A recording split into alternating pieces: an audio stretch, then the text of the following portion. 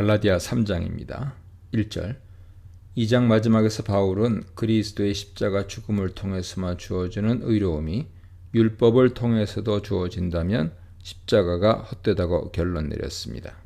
부활에 대해서는 단 한 번만, 그것도 하나님 아버지를 묘사하면서 언급한 바울은 십자가를 거듭 강조합니다. 2장 20절, 3장 1절, 3장 13절, 5장 11절, 6장 12절, 6장 14절 보세요. 여기에서도 바울은 갈라디아 교인들이 십자가의 의미를 붙잡기만 했어도 꾀임 당하지 않았을 것이라며 답답해합니다. 헬라어 완료 분사 용법을 통해 바울은 그리스도가 십자가에 못 박히셨고 그 효력이 지금도 유효하다는 것이 명백히 나타났음을 강변합니다.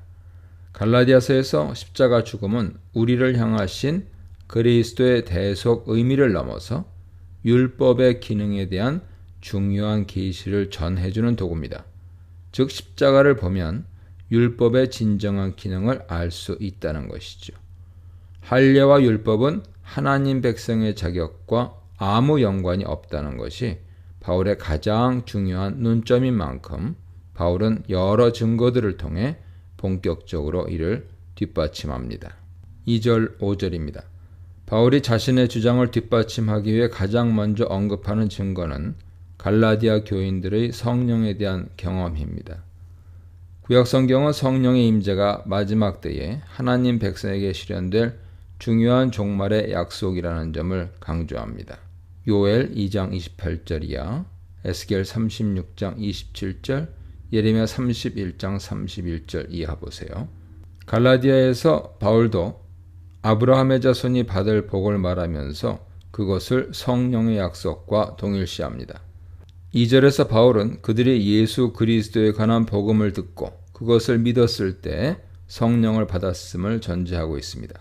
즉 유대인의 율법과는 아무런 상관없이 아브라함 자손의 표지인 성령의 임재가 그들에게 실현되었다는 것이죠. 여기서 예수 그리스도의 복음이 선포될 때 성령이 역사하신다는 것과 그 복음을 믿을 때 성령이 개인에게 임한다는 것을 확인할 수 있습니다. 이렇듯 아브라함 자손, 즉 그리스도인의 삶은 성령의 소유로 대변됩니다. 그리고 갈라디아 교인들은 성령으로 훌륭하게 그 삶을 시작했습니다. 그런데 그들은 그 삶을 계속해서 이어나가지 않고 돌연 율법으로 성령을 대체하려 했다는 것이 바울의 설명이죠. 이에 대해 바울은 육체로 완성하려 했다고 진단합니다.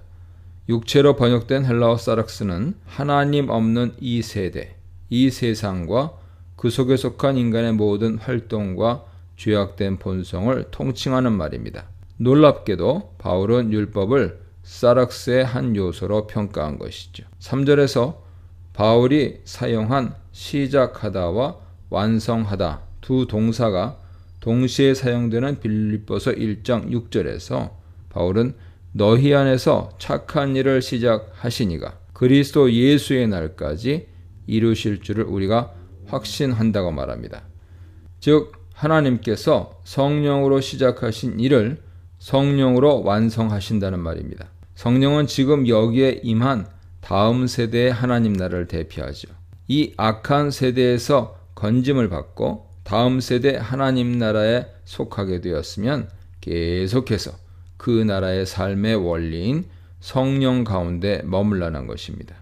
4절에서 바울은 갈라디아 교인들이 이같이 많은 괴로움을 헛되이 받았느냐고 질문합니다. 여기 사용된 동사 파스코는 일반적으로 고통, 괴로움을 받다를 의미하는데 드물지만 긍정적인 경험을 하다를 의미하기도 합니다. 후절하면 당연히 성령 경험을 말하겠죠. 지금까지 체험한 성령 역사를 헛되이 경험했느냐는 것이죠. 5절에서 바울은 다시 한번 그들이 유대인의 율법과는 상관없이 성령과 하나님의 능력을 경험했음을 상기시킵니다. 예수 그리스도의 복음을 듣고 들은 것을 믿었을 때 하나님의 영인 성령이 그들 가운데 임하사 능력을 행하셨다는 것입니다. 유대인의 율법을 지키지 않고도 그 율법의 이상을 달성했다면 율법 아래 거할 필요가 있겠습니까? 그리스도의 복음은 율법의 성취요 완성입니다. 6절로 9절입니다. 이제 바울은 두 번째로 창세기 아브라함 이야기 해석을 통해서 자신의 주장을 뒷받침합니다. 아브라함 이야기는 대적자들이 먼저 사용했을 가능성이 큽니다. 아브라함 언약의 징표는 할례죠. 유대인들에게 아브라함 언약은 430년 후에 모세 언약을 통해 완전하게 표현됩니다.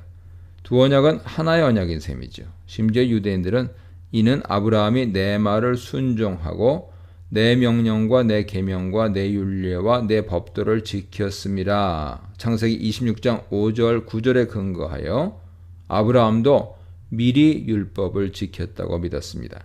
하나님 백성 아브라함의 자손되는 자격은 할례와 율법의 준행이라는 점에서 바울 대적자들은 다른 유대인들과 마찬가지로 조금도 양보가 없었을 것입니다.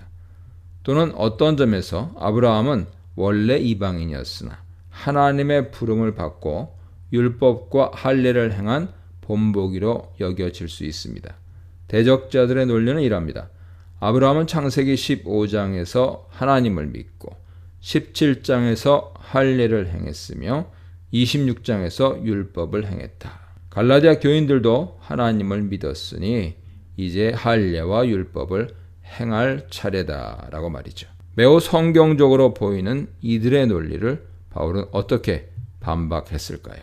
아브라함 이야기에 접근하는 바울의 논리를 이해하기 위해서는 두 가지를 고려해야 합니다. 첫째, 바울의 아브라함 이야기 사용이 대적자들의 사용에 대한 대응, 리스판스란 점이죠. 창세기에 대한 빈틈없는 주해가 아니란 말입니다. 둘째, 바울은 아브라함 이야기를 창세기 자체의 문맥에서 이해하는 것이 아니라 구속사의 성취와 완성이라는 문맥, 더 큰 그림에서 새롭게 접근합니다. 즉, 다른 해석학적 중고점에서 출발한다는 말입니다. 앞에서도 언급했듯이 다메섹 체험을 통해 바울은 예수 그리스도가 아브라함 자손에게 약속된 구원을 이미 성취했다는 확신에 이르렀습니다. 3장 16절에 있듯이 그리스도만이 아브라함의 유일한 씨앗 자손입니다. 이제는 믿음과 성령을 통해 그리스도 안에 있는 이들이 아브라함 자손입니다. 바울은 이 확신 속에서 다시 아브라함 이야기를 읽습니다.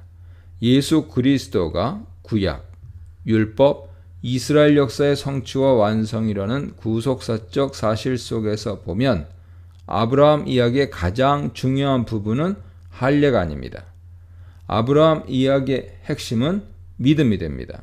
창세기 15장 6절이 가장 중요한 구절이죠.